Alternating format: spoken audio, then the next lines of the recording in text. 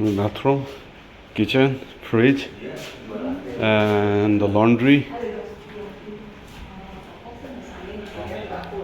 And this is dining.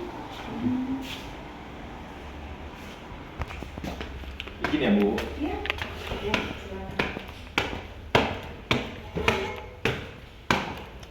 This is a bedroom.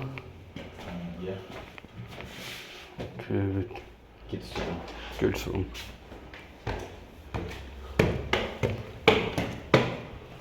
This is the second.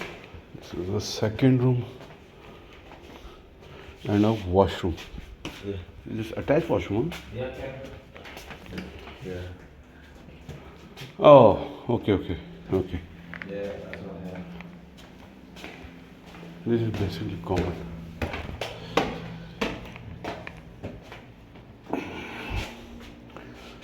So we are having 3 bedrooms 3 bedroom.